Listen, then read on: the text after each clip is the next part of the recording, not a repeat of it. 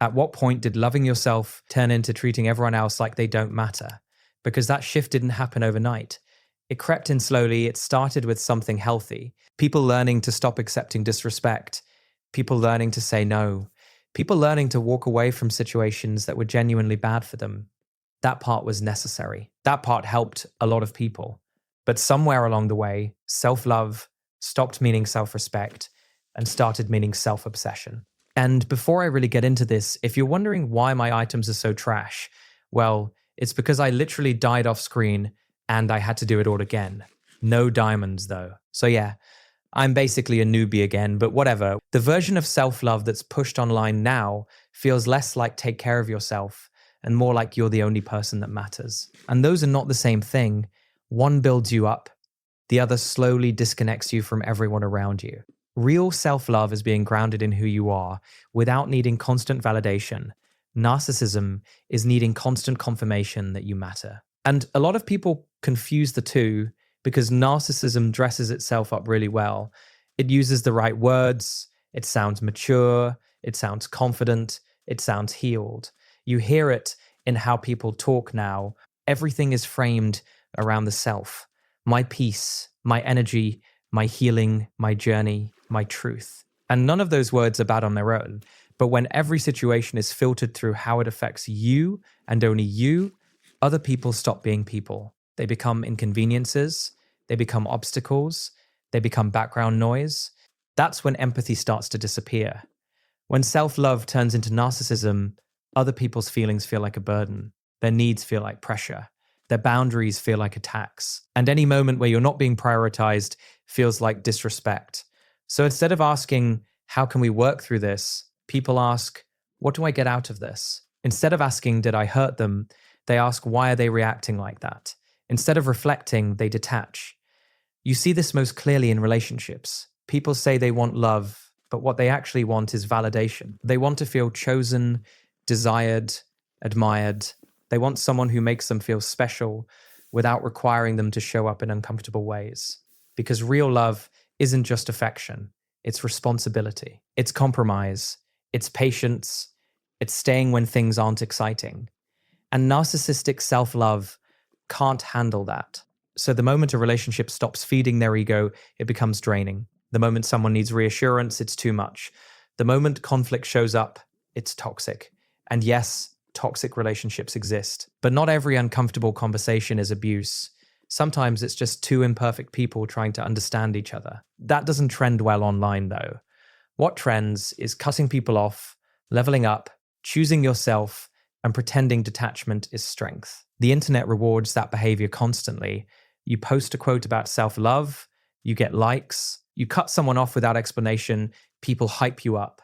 You disappear instead of communicating, and everyone tells you that you don't owe anyone anything. And technically, no, you don't owe everyone access to you, but you do owe basic human decency to the people you choose to let into your life.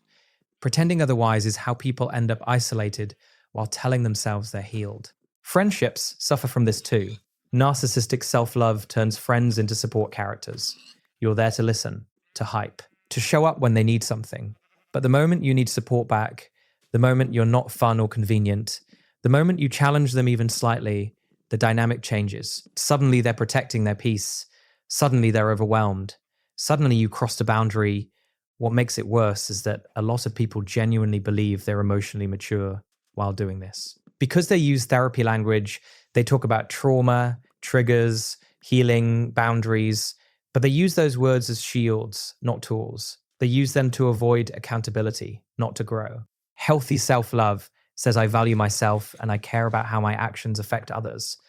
Narcissistic self-love says I value myself and everyone else needs to adjust to that. And the reason this mindset is so tempting is because it feels safe. If you never fully invest, you can't fully get hurt. If you always put yourself first, you never have to feel rejected. If you keep people at a distance, you stay in control. But control is not connection, and safety is not fulfillment. That's why so many people feel empty, even though they swear they're doing everything right.